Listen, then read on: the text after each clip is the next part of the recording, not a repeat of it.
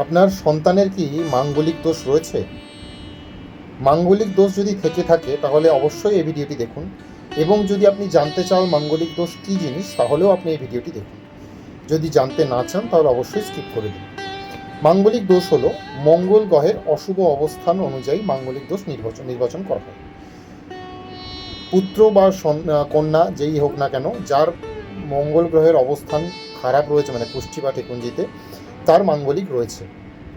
এই মাঙ্গলিক দোষ কাটাবার উপায় কী? আমরা মাঙ্গলিক দোষ কাটাবার উপায়কে 5টি ভাগে ভাগ করেছি।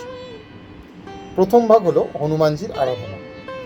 যে পুত্র বা কন্যার মাঙ্গলিক দোষ রয়েছে, প্রধানত মাঙ্গলিক দোষ আমরা জেনে রাখা ভালো, মাঙ্গলিক দোষ থাকলে বিবাহের মধ্যে বাধা সৃষ্টি হয়, একের অধিক বিবাহের যোগ থেকে থাকে, এবং জীবনহানি পর্যন্ত মাঙ্গলিক দোষ থাকলে হতে পারে। তো হনুমানজির আরাধনা কি?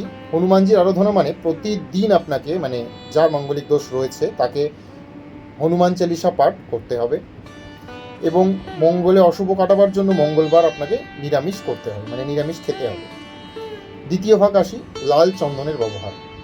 আপনি যে জলে স্নান করছেন সেই জলের মধ্যে কিছুটা লাল চন্দন মিশিয়ে প্রতিদিন সেই জলে স্নান করুন।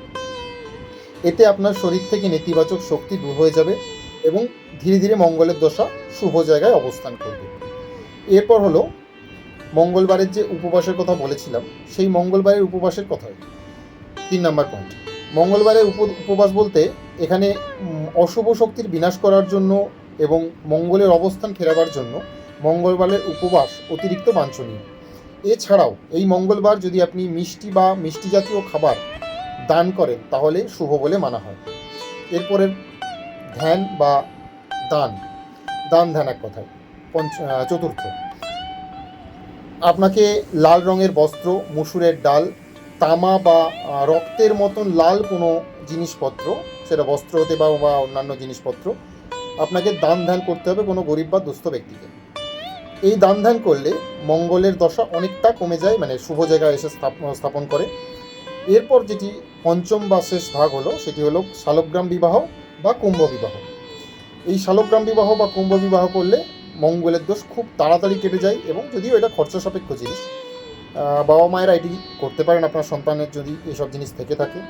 এরকম যদি ভিডিও আপনি দেখতে চান বা জ্যোতিষ বিচার করাতে চান তো আমার সঙ্গেও যোগাযোগ করতে পারেন, বা নিকটবর্তী যে কোনো জ্যোতিষীর সঙ্গে যোগাযোগ করতে পারেন, কোনো সমস্যা নেই। আমি অনলাইনেও জ্যোতিষশাস্ত্র বিচার করে থাকি বা হস্তরেখা বিচার করে থাকি। ফোন নাম্বার দিয়ে দিচ্ছি, যদি যোগাযোগ করতে পারেন তো অবশ্যই আমি বিচার করে দেবো। সবাই ভালো থাকবেন, নমস্কার।